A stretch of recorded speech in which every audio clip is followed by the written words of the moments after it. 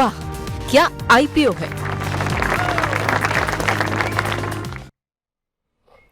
तो दर्शकों के प्रश्नों के उत्तर तो आपको हम लगातार देते रहेंगे, लेकिन वाह क्या आईपीओ है का सेगमेंट जरूरी इसलिए है क्योंकि अब फिर से जो है एक नया आईपीओ खुला है और आईपीओ बाजार में लगातार अच्छे पैसे बन रहे हैं। अब सवाल ये कि जो नया आईपीओ खुला है उसमें पैसे लगाने चाहिए कि नहीं। और एक समय ऐसी स्थिति लग रही थी कि हमको शायद ये सेगमेंट ड्रॉप करना पड़ेगा क्योंकि शौर्य जो है की तबीयत थोड़ी सी नासाज थी, लेकिन शौर्य ने कहा नहीं, आईपीओ बाजार में जिस तरह की हलचल देखने को मिल रही है वो दर्शकों के सामने आएंगे और तमाम कष्टों के बावजूद जो है तमाम जानकारी दर्शकों के लिए वो लेकर के आए हैं। तो शौर्य बहुत बहुत शुक्रिया, बहुत बहुत धन्यवाद कि अस्वस्थ होने के बावजूद आपने दर्शकों की चिंता की और अपना शौर्य दिखाते हुए आप यहाँ पर पहुँचे हैं। तो बताइए आज किस कंपनी पर आप बातचीत करने जा रहे हैं और आज से कौन सा आईपीओ खुला हुआ है? जी, आज से जो आईपीओ खुला हुआ है प्रीमियर एनर्जी। तो प्रीमियर एनर्जी सबसे पहले बताते हैं जीएमपी। इसका ग्रे मार्केट में 80% का प्रीमियम चल रहा है। मेन बोर्ड पे 80% का प्रीमियम।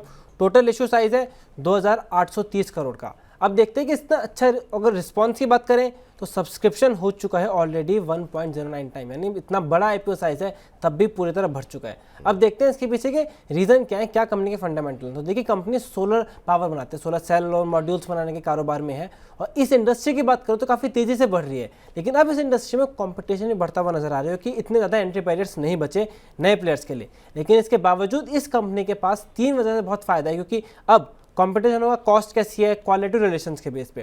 पहली, कंपनी काफ़ी पुरानी है तो इसके बड़े बड़े क्लाइंट से अच्छे रिलेशंस हैं, वो उसको फायदा देती है। दूसरा, कंपनी जो है पूरी तरह से वर्टिकल इंटीग्रेटेड है, यानी सारे पार्ट्स खुद ही बनाती है तो क्वालिटी को भी इंश्योर कर सकते हैं, इससे क्वालिटी अच्छी रहेगी।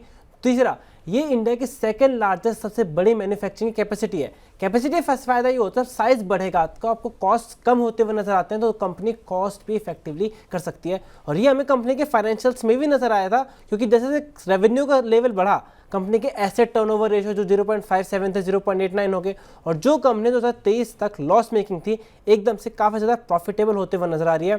थैंक्स कम रिटर्न और नेटवर्थ पे नजर डालें, आरओसी पे नजर डालें, वो दिखाता है कंपनी के पास काफ़ी ज़्यादा कंपेटिटिव एडवांटेजेस नजर आ रहे हैं और डेट भी कंपनी के पास इतना ज़्यादा नहीं है। इन सब कारणों की वजह से देख सकते हैं कि कंपनी जो है अच्छा रिस्पॉन्स मिल रहा है और ब्रोकर से मोस्टली कंपनी पर बुलिश नजर आ रहे हैं। चलिए, तो ये फिलहाल मतलब पहले ही दिन 80% ग्रे मार्केट प्रीमियम, ये तो अद्भुत है मामला। लेकिन बात तो ये है कि ऊर्जा क्षेत्र का नाम आ जाए और उसके बाद से हम देखते हैं कि काफ़ी ज़्यादा शेयरों में भी तेजी रही और अब आईपीओ बाजार में भी हलचल मची हुई है। चॉइस ब्रोकिंग कह रहे हैं कि बिल्कुल सब्सक्राइब करना चाहिए। आनंद राठी रिसर्च कह रही है सब्सक्राइब कीजिए और लंबी अवधि के लिए सब्सक्राइब कीजिए। कैनरा बैंक सिक्योरिटीज़ कह रही है सब्सक्राइब कीजिए लंबी अवधि के लिए, और रिलायंस सिक्योरिटीज़ का भी कहना है कि आप यहां पर सब्सक्राइब करके चल सकते हैं। चलिए, आप सीधे चलते हैं शरद जी के पास और उनसे पूछते हैं कि क्या स्थिति वहां पर। सर, पहले ही दिन काफ़ी शानदार रिस्पांस, फटाफट सब्सक्रिप्शन हो गया और अभी तो 2 दिन बाकी हैं, तो निश्चित रूप से काफ़ी तेज़ी के साथ सब्सक्रिप्शन बढ़ेंगे। ग्रे मार्केट में 80% प्रीमियम, क्या ये सब जस्टिफाइड लग रहा है? वैल्यूएशन आपको कैसी लग रही है? जी देखिए, बेहतरीन कंपनी है। अगर आप देखेंगे तो integrated solar cell basically light energy को इलेक्ट्रिकल एनर्जी में कन्वर्ट करता है। सोलर पैनल बनाती है कंपनी, मोनोफेशियल और बायफेशियल दोनों मॉड्यूल, मींस एक तरफ चलने वाला दोनों तरफ चलने वाला मॉड्यूल कंपनी बनाती है। EPC solutions, operations and maintenance solutions भी कंपनी देती है। बेहतरीन आप देखिए क्लाइंटेल है कंपनी का, एनटीपीसी, टाटा पावर, पैनासोनिक और बड़ी बड़ी कंपनियों को सप्लाई करती है। अगर आप देखेंगे तो कंपनी का बेहतरीन ऑर्डर बुक है। एज ऑन 31 जुलाई कंपनी का करीब जो ऑर्डर बुक में देख पा रहा हूँ 6000 करोड़ का ऑर्डर बुक है, जिसमें से करीब 1600 करोड़ का order book non DCR solar module, मतलब जो विदेश से इम्पोर्टेड है, और करीब 2200 करोड़ रुपए का करीब डीसीआर सोलर मॉड्यूल जो देश में बना हुआ है वो लग रहा है। और आप अगर विपुल जी किसी भी कैटसी सिटी में जाएंगे, आप देखेंगे छत पे एक छतरी लगी होगी, क्योंकि सरकार उसको उस पे डिस्काउंट वो दे रही है, सब्सिडी दे रही है लगाने के लिए। और ना केवल सरकार, जो सरकारी कंपनियां हैं पावर की, वो खरीद भी रही हैं इलेक्ट्रिसिटी। तो देखिए, अगर आप कंपनी को देखें तो इसका प्रोडक्ट एक्सपोर्ट है US, Hong Kong, south Africa, different countries में एक्सपोर्ट भी है कंपनी का। मैं फाइनेंशियल्स देख रहा था, बेहतरीन 2-1 साल में लगभग कंपनी ने 1300 करोड़ से बढ़ करके एसेट अपना 3700 करोड़ के आसपास बना लिया है।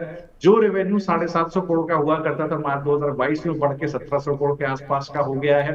प्रॉफिट आफ्टर टैक्स 200 करोड़ रुपए का कंपनी क्लॉक कर रही है, डिस्पाइट ऑफ फैक्ट कि टोटल बोरिंग 1200 करोड़ की है। इस तरह के कैपिटल इंटेंसिव बिजनेस में मैं बिल्कुल इस बोरिंग को आज एक्सेप्ट कर रहा हूं, मैं अदरवाइज नहीं करता हूं।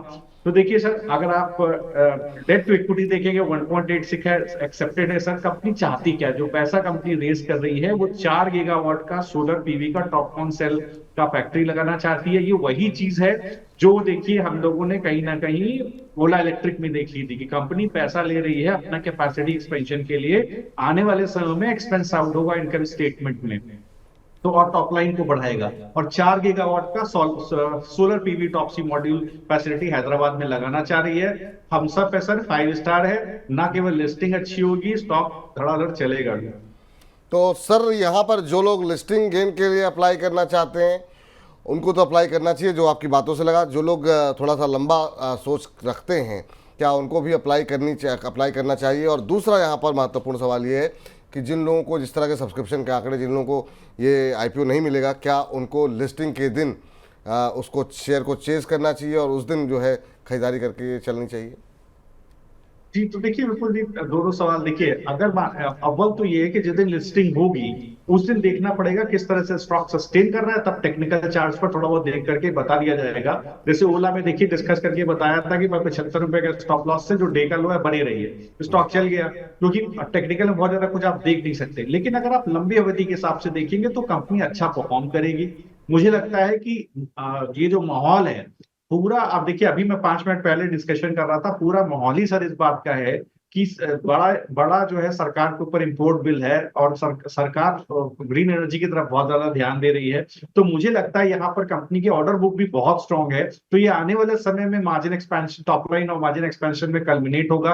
क्वार्टरली रिजल्ट भी अच्छे आएंगे, तो और इसके बाद स्टॉक चलेगा भी। तो मुझे लगता है जिस दिन लिस्टिंग हो उस दिन भी खरीदने की अपॉर्चुनिटी थोड़ा बहुत गिरे तो एक बार 10 रुपए अगर आपके पास है लगाने को, 2-3 रुपए लगा करके आप एक बार खरीद करके इसको 6 महीने के लिए छोड़ भी सकते हैं। चलिए, तो ये बात यहाँ पर निकल करके आती है। इसके अलावा बहुत सारे जो है एसएमई क्षेत्र में भी काफ़ी हलचल देखने को मिल रही है। और आपको बता दें, अगर आईपीओ बाजार से जुड़ी कोई आपके मन में दुविधा है और तो आप भी पूछ सकते हैं। इस बीच 1000 से ज़्यादा दर्शक लाइव हमें जो है सिर्फ यूट्यूब के माध्यम से देख रहे हैं, जुड़े हुए हैं हमारे साथ। और इसके अलावा हमारे फेसबुक पेज पर, हमारे ऐप पर भी बड़ी संख्या में दर्शक जुड़ रहे हैं। तो आप भी ज़्यादा से ज़्यादा लोगों को जोड़िए मनी 9 के साथ और मनी 9 के परिवार को और विस्तृत कीजिए। और आगे बढ़ते हैं और आईपीओ बाजार से जुड़ी और कुछ महत्वपूर्ण जानकारी लेते हैं। लेकिन पहले चलते हैं शौर्य के पास। शौर्य, एसएमई क्षेत्र में क्या कुछ हो रहा है? वहाँ पर भी काफ़ी हलचल है। जी, एसएमई क्षेत्र में 2 आईपीओ डिस्कस कर लेते हैं। इनका साइज कंपेरेटिवली थोड़ा बड़ा है। पहला आईपीओ है जेबी लेमिनेशंस, जिसका 88.96 करोड़ का आईपीओ है, जो एसएमई के हिसाब से देखें तो थोड़ा बड़ा माना जा सकता है। फ्रेश इश्यू है इसमें से 66.72 करोड़ का। सब्सक्रिप्शन नजर डालें तो ये भी आज पूरी तरह सब्सक्राइब हो चुका है, 1.37 टाइम सब्सक्राइब हो गया है। और ग्रे मार्केट में कंपनी को 58% का प्रीमियम मिल रहा है। दूसरी कंपनी है इंडियन फॉस्फेट। इंडियन फॉस्फेट की अगर बात करें तो सब्सक्रिप्शन हो चुका है 17.55 टाइम्स और ग्रे मार्केट में कंपनी को 100% से ऊपर का प्रीमियम मिल रहा है। 111% का प्रीमियम इंडियन फॉस्फेट कमांड कर रही है। चलिए, तो ये राय यहाँ पर निकल करके आती है। सर, इन दोनों एसएमई क्षेत्र के आईपीओ पर किसी पर आपकी नज़र गई हो जो आपको लग रहा हो कि हाँ यहाँ पर पैसे लगाए जा सकते हैं? कुछ टिप्पणी करना चाहेंगे इन दोनों में से किसी एक पर? तो देखिए जेबी लैमिनेट्स को अगर आप देखें तो कैपिटल गुड सेगमेंट में कंपनी का काम है। Cold rolled grain oriented silicon steel course of basically उसका कंपनी का मैन्युफैक्चरिंग है, सप्लाई है, रेंज ऑफ प्रोडक्ट्स कंपनी बनाती है और सप्लाई करती है। अगर आप देखें तो कंपनी का जो क्लाइंट बेस है वो भी एक डिसेंट क्लाइंट बेस कंपनी का दिख रहा है। अगर आप कंपनी का फाइनेंशियल रिपोर्टिंग देखें तो डिसेंट करीब जैसा मैं देख पा रहा हूँ ये करीब 130 करोड़ रुपए के असेट है कंपनी के पास। रेवेन्यू करीब आप देखें तो 300 करोड़ रुपए का रेवेन्यू कंपनी क्लॉक कर रही है as of 31 March. Profit after tax करीब 193 करोड़ रुपए का है और बोरोइंग कंपनी की करीब 24 करोड़ रुपए की बोरोइंग है। तो यहाँ पर देखिए डेट टू इक्विटी भी ठीक ठाक है। इस तरह की कैपिटल गुड सेगमेंट की कंपनी का डेट टू इक्विटी 0.38 डिसेंट होता है। मुझे लगता है जो कंपनी फंडिंग भी चाह रही हो वो बेसिकली अगर ये कैपिटल एक्सपेंडिचर के लिए फंडिंग चाह रहे हो तो थोड़ा सा मुझे ज्यादा समझ में आता था। कैपेसिटी एक्सपेंशन के लिए कंपनी को अगर फंड नहीं रेज कर रही है इसका मतलब कि कैपेसिटीज पूरी तरह से यूटिलाइज नहीं हो रही है। वर्किंग कैपिटल रिक्वायरमेंट और जनरल कॉर्पोरेट पर्पस के लिए फंडिंग रिक्वायरमेंट है, ये थोड़ा सा मेरे लिए डैम्पनर है। मैं जनरली चाहता हूं कि जो पैसा आईपीओ या एफपीओ के थ्रू रेस किया जाए, वो कैपिटल एक्सपेंडिचर की तरफ यूज किया जाए, तो ठीक है सर, 2 आउट ऑफ 5 स्टार मैं इसको देना चाहूंगा। ठीक है सर, तो ये राय यहाँ पर जो है इन सेमी आईपीओ में निकल करके आती हुई कुछ एक दर्शकों की टिप्पणियां भी आई हैं, सवाल भी आए हुए हैं हमारे पास। रोहित का सवाल आया हुआ है, कह रहे हैं सर सीजल इंडिया आईपीओ अलॉट हुआ था, कल इसका रिजल्ट भी आया है, 1 मंथ तक होल्ड कर सकता हूँ, एग्जिट करूँ या होल्ड। सीजल में बहुत लोग जब फंडामेंटली लोग कंपनी को अच्छा बता रहे थे, लेकिन शेयर प्राइस नहीं वैसा चला।